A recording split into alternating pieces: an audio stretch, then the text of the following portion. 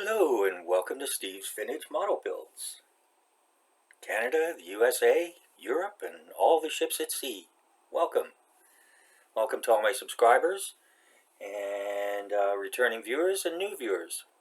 Hope you're going to enjoy what you see here. Lots going on in the hobby room on the bench. As usual, I've got a few things going all at the same time. We had a snow week and a half here. We had some rain the last few days. It's pretty much washed it all away. But we were snowed in pretty good for quite a few days.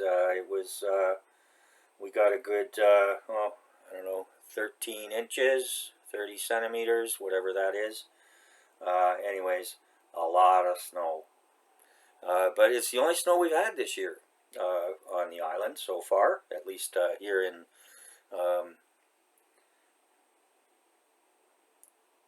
where I'm at.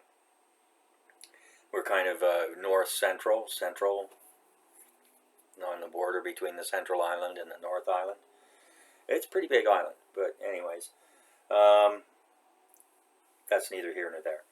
Okay, so we've got something different today, something interesting, and something that many of us have seen. Maybe haven't seen this one so much in North America, but we're certainly, anyone who grew up in the 60s and 70s was very familiar with the good old Volkswagen bus, or as we should say, Volkswagen. Volkswagen. Yeah, they got that backwards. Anyways, that's German for you. Sorry, Germans. Sorry, my German ancestors. And it's the Type 2 microbus, 1963 model. And this is the 23 window model. And I mean, there it is, 23 windows. I mean, you know, if you're scooting around Europe, you know, through the mountains and vales and all the beautiful lakesides, I mean, this is what you want.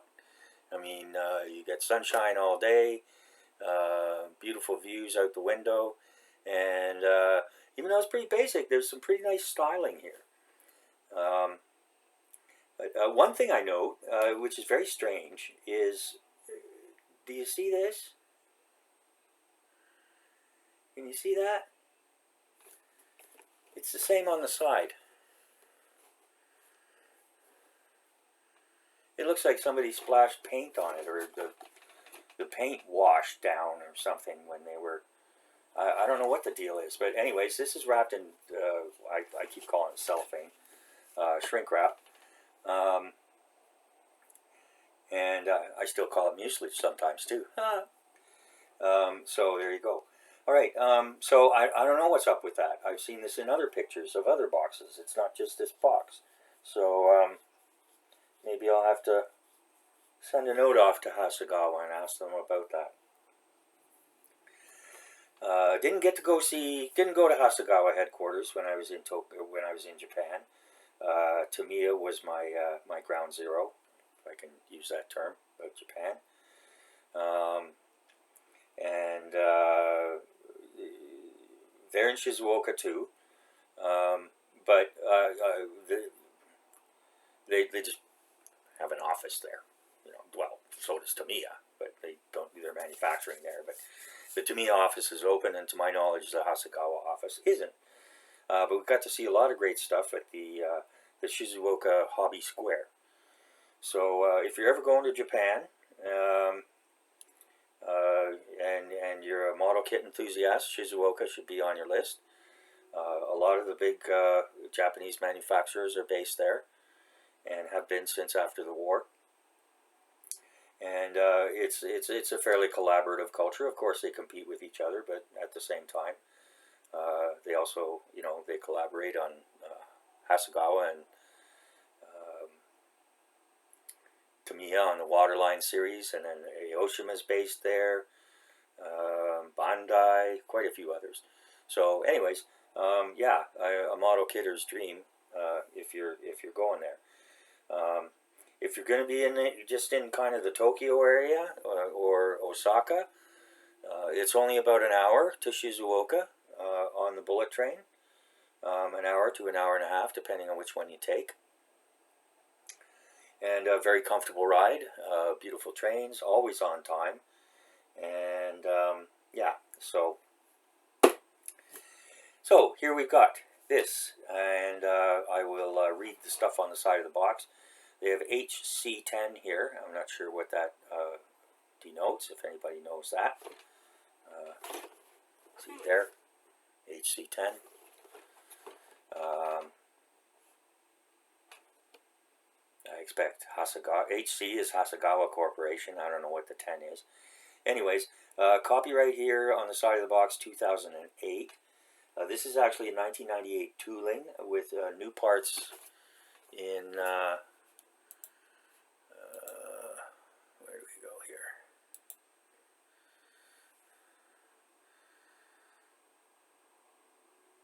Yes, the tooling was 97, and the new parts for this were in 98. The original tooling was for the panel van, delivery van type. They also do a pickup truck. And both of those are cheaper than this, obviously. I expect because of the windows. Yeah, but there's a few other things as well.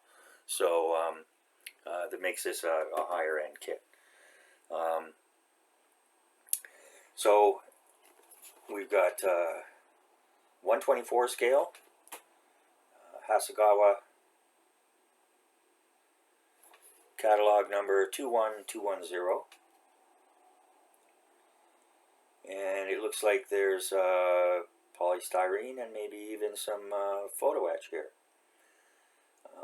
Okay, model length 18 centimeters, width 7.45 centimeters, with 78 parts. And so there we go. There's nothing on the underside of the box. On the side here, under license from Volkswagen AG, and made in Japan. That's good. Okay, so as I said, this came all nicely shrink wrapped, but the shrink wrap had kind of burst. I don't know why, but otherwise, anyways, came in from Amazon in one of their famous brown paper envelopes, and seems to have pretty much survived the journey intact. I'm suspecting, the way this is coming off, that this was aftermarket shrink wrap, but I could be wrong.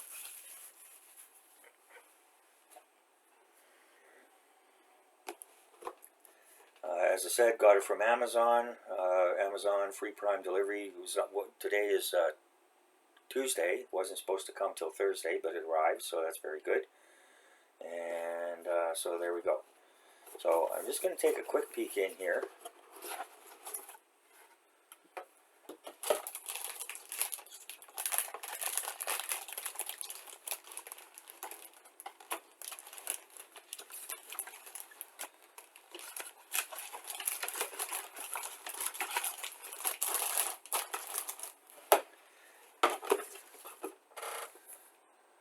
There we go. Okay.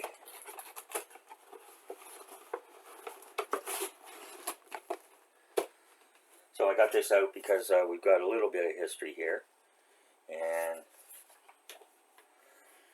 I have two Hasegawa kits that the Akagi, which is a great kit. I'm struggling with it, but that's not on them. That's on me. A beautiful kit. Lots of detail, tons of detail. Beautiful decaling. Nothing to complain about whatsoever. Except Steve doesn't have the modeling skills he'd like to have in order to complete it. It is coming along very slowly though, and I think it will turn out. It looks good now. It's just giving me some grief on the instructions, and the instructions are kind of different, and yeah, I struggle with stuff like that sometimes. So, but anyways, so all right, so let's talk about Volkswagen. of people will know who watch the channel or who are interested in model kits. Volkswagen, a German company. The original idea was proposed by a madman for a people's car. Now, that wasn't an original idea to have a people's car, but this particular madman wanted to have one for the highway system that he was developing for the country that he would soon plunge into destructive war that would bring them to almost absolute destruction. Anyways, enough of that. So yes, so this was known as the Type 2. In the 1930s, the madman handed it over to Ferdinand Porsche to start design, and of course, what came out of it was the Volkswagen Beetle, which was just starting to be ready for production in 1939. Well, in the late 30s. This, believe it or not, the Volkswagen bus, for the first couple generations, it was the same frame as the little Beetles. You know, it's anyway. So that's the way it is. So that's what they did. So Porsche originally designated it the Type 60, and it didn't actually take on the name of Beetle until I think about the 1967, I think, was the first year they marketed as that. And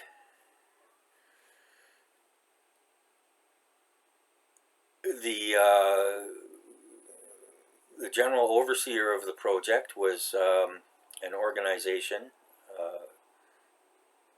Nazi organization, called Kraft durch Freude, which means strength through joy. And this is an organization that had been created by the madman and was aimed at providing the populace with leisure activities. There was an understanding that people need to work, but they also need to relax. And if they're not able to relax, they get uptight and they start causing trouble. So, in any case, it was announced in 1938 that soon every German would be able to own a Volkswagen within 10 years. There were a lot of challenges. Gas prices were high due to high taxes and made it very expensive for private car ownership. And gasoline itself was primarily used for the military in the Nazi regime. But they saw it as a good way to promote their system, so they let it go ahead. Basically what happened is the designs went through. It turns out that Porsche pretty much stole the idea from an Austrian as far as the overall shape of the Beetle was concerned, design. Austrian designer named Bela Bargeni. Doesn't sound very Austrian to me, but in any case. And he actually ended up winning a court case in the end. So, in order to facilitate all this car ownership, they were promoting savings accounts where everybody put away $5 a week, and would eventually be able to make a down payment and collect on their Volkswagen. Then, of course, September 1939, everything hit the fan, and none were produced. The factories that had been tooled to produce it were switched over to Kubelwagens and Schwimmwagens. And so it didn't get produced until after the war, almost immediately after the war, when the Western Allies came in, and they got the factories up and running again. Again, you know, it was important for the people to have work. It was easier to produce vehicles there than to import them. And so, anyways, yeah. So they started the capitalist, imperialist, warmongering, decadent Westerners got the factories going again. And I think it was actually in 1946 that the first they placed the first orders too and paid for them. And they were used mostly for postal vehicles and administration things like that. A lot better on gas than you know, a lot of the, you know, multi-purpose vehicles that were used at the time. And the war was over, so you didn't necessarily need jeeps and all that kind of stuff. Although there were plenty of those around to be had. Excuse me. But for civil services and so forth, yeah, there it was. So there were a few others who obviously, you know, none of these things just come out of the blue, rarely.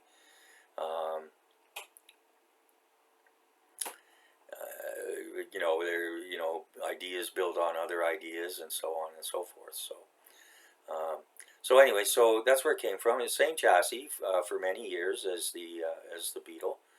The same rear-cooled engine. I think '63 was the first year that they put in the 1500cc engine. And anybody who's heard one of those recognizes the rattle right away. It's as identifiable as a Detroit or a Daimler diesel engine. And it was often, you know, referred to as kind of sounding like a sewing machine, which wasn't really fair to sewing machines, but I guess the operation was somewhat quite similar.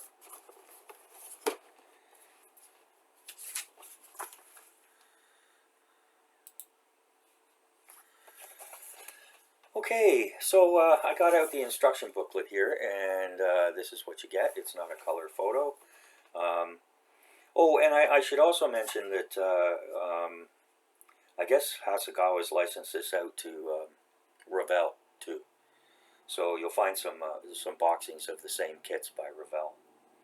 And yeah, so and yeah, Hasegawa doesn't produce a lot of new kits, but they do very well with the older kits. The other kit that I have of theirs is the Voyager space probe, and it was okay. Great subject that you wouldn't find elsewhere, but I'm afraid the quality of the plastic wasn't very good. It was very soft, and as my friend Zinzan will tell you, it melts very easily. Sorry, Sid. Okay, so what do they got to say here? Okay, Volkswagen Type 2 microbus, 1963, the 23 window version. So in February of 1950, Volkswagen's top executive, Mr. Heinz Nordhoff, announced the release of a very convenient new vehicle to be called the Type 2. Now,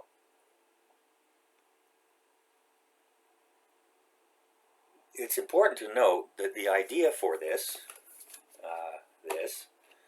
actually came from a Dutch fellow, and his name, let's see if we can find the Dutch fellow.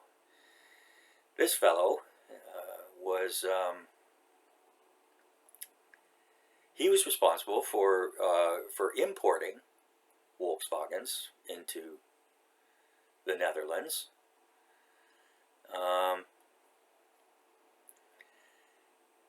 And he saw the need where they were very popular. They became very popular in Europe, in spite of their provenance.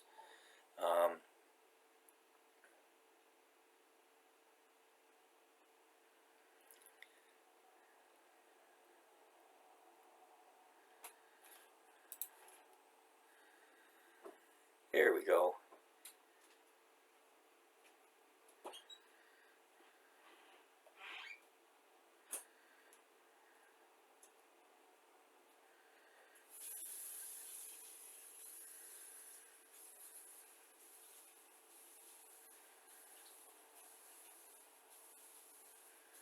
There's his name.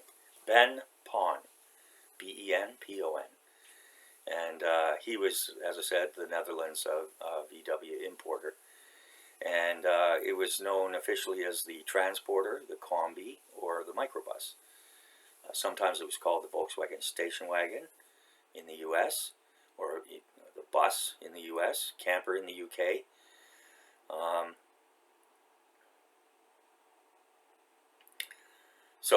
You know, there were a lot of names and nicknames for it, but we'll go with the Microbus one here. So yeah, so he saw the need for something like this, and so he proposed the idea, and the people at Volkswagen listened, and the rest is history.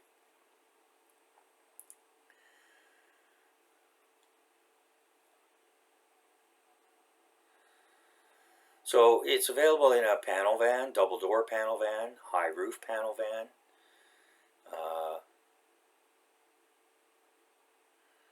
The Combi had removable rear seats and side windows, and it was meant to be a passenger cargo vehicle at the same time.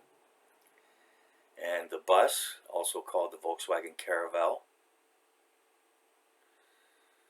it was used as a taxi called La Taxiao, which means share taxi in Portuguese in Brazil. Sorry, my Portuguese isn't very good. And it had 6 front hinge doors for passenger area and 4 bench seats. So, and then there was the Samba bus with skylight windows and cloth sunroof that you could roll back, probably canvas. And that was first generation only, known as the Deluxe Microbus. And these were marketed for touring in the Alps. They also built a flatbed pickup truck, a crew back cab, and the Westfalia camping van, the Westie, which had an optional pop-up top, so that you weren't always bending over when you're trying to get your pants on. Or off. We're camping, remember? Yeah. Okay, so here we go. In February of 1950, Volkswagen's top, I said that already. A box-shaped body mounted on the lower chassis of the famed Volkswagen Beetle, Type 2 became the firm's second best-selling vehicle. I guess, after the Type 1. Originally released as the delivery van in March 1950, it was produced in numerous variations during its lifetime. The microbus version was widely used by consumers and businesses alike, and they were particularly popular. The initial design of the Type 2 was manufactured from 1950 to 1966 and had a 2-piece front window. Loved by their owners, many Type 2s can be seen on the roads of countries throughout the world even today. So if you could keep the rust away from them, they were sturdy and quite reliable.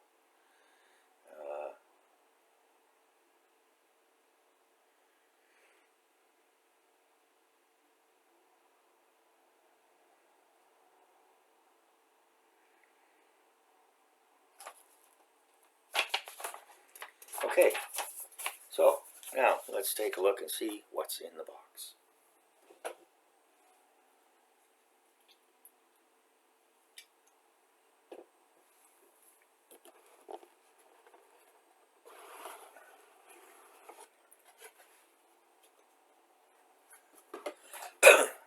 Oh, and looking around, the panel van, yeah, as I said, the panel van and the pickup truck version are quite a bit cheaper.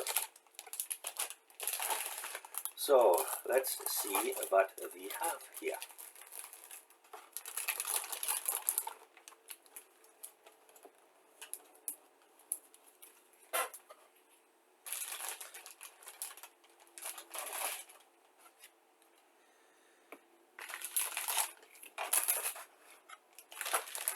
Okay,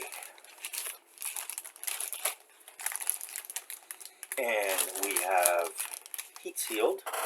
I'll open this up.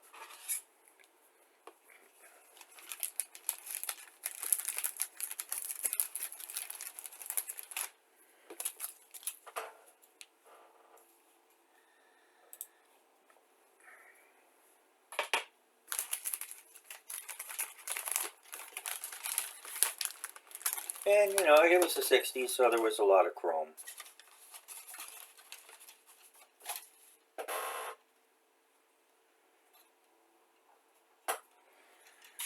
Okay, so we'll start with this so we can get it out of the way and packed away safely. And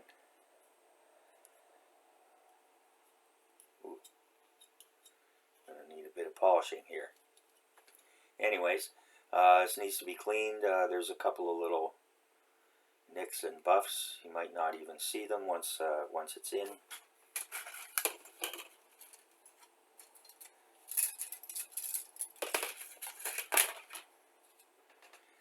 Yeah, there's some scratching here, some not perfect. That's unfortunate. And we have this sturdily hooked in there together, so it doesn't rattle around, which is very nice. And unfortunately, in spite of the protective paper, there was some damage there. And which was also noted on the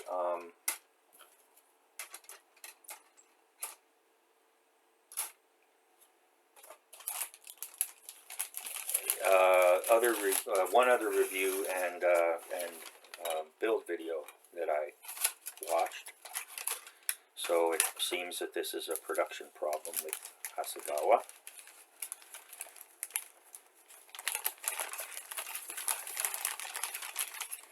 Oh, and this was $50.88, about twice with free Amazon Prime shipping, with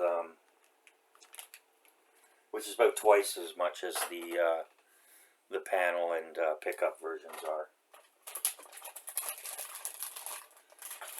Okay, we have this out here.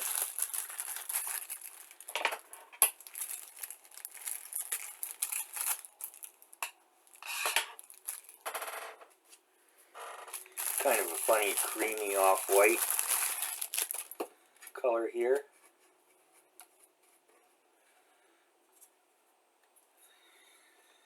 We've got a little bit of flash. You see the flash on the top there? Two little dots there. A little bit in some of these side windows.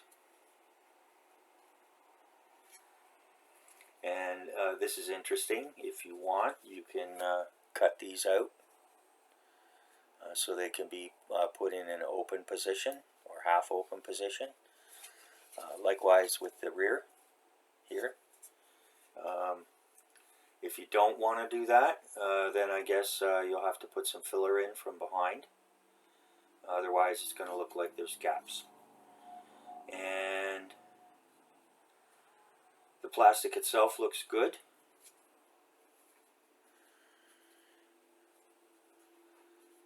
There's no flaws here. It's pretty basic. You know, there wasn't a lot of detail on it. You've got the side vents here. And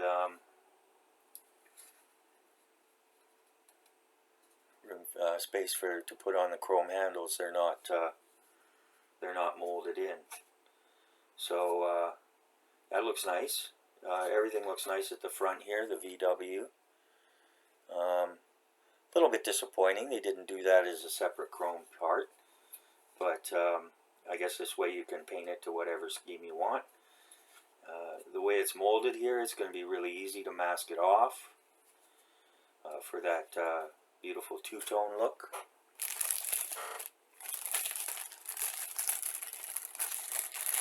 Not sure if I'll do it in the red. I might do it in green and white.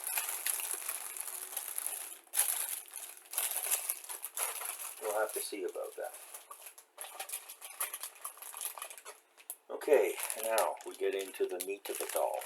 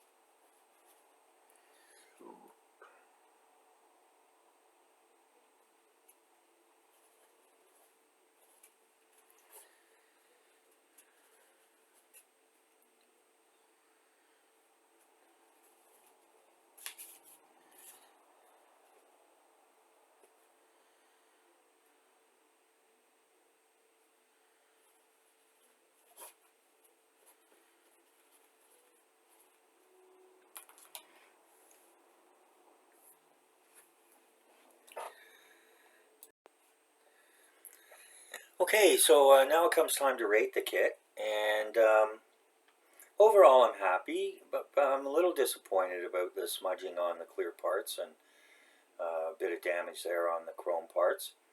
But with all that clear, okay, all right.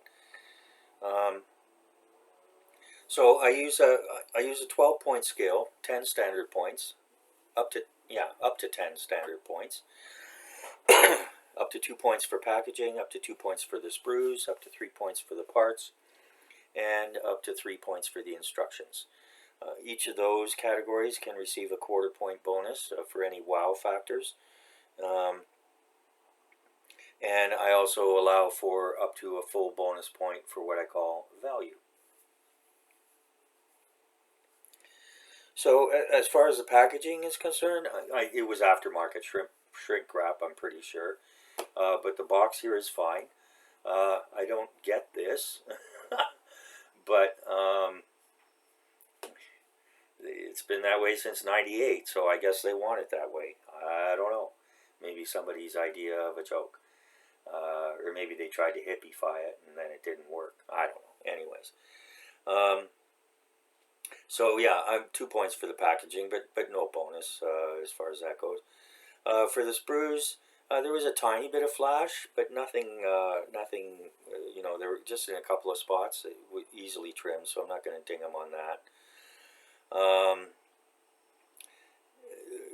The molding itself looked great, and there were no parts off the sprue or whatever.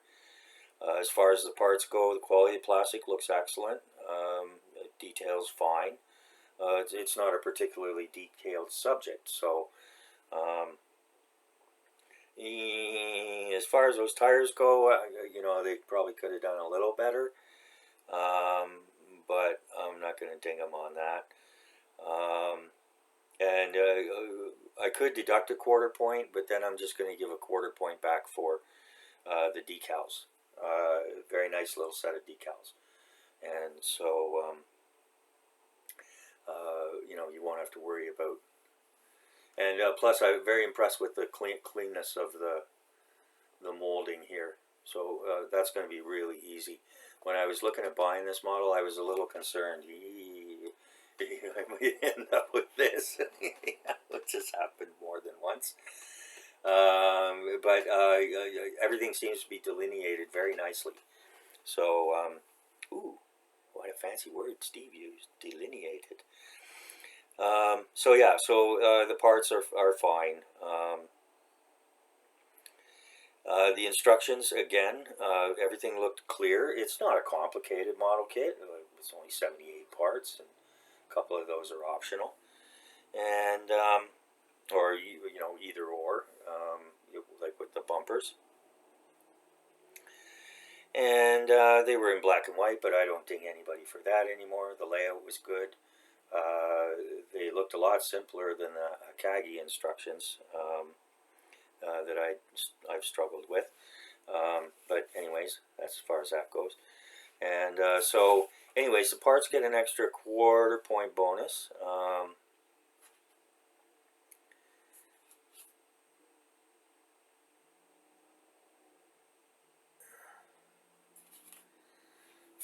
For the optional bumpers, so that's good.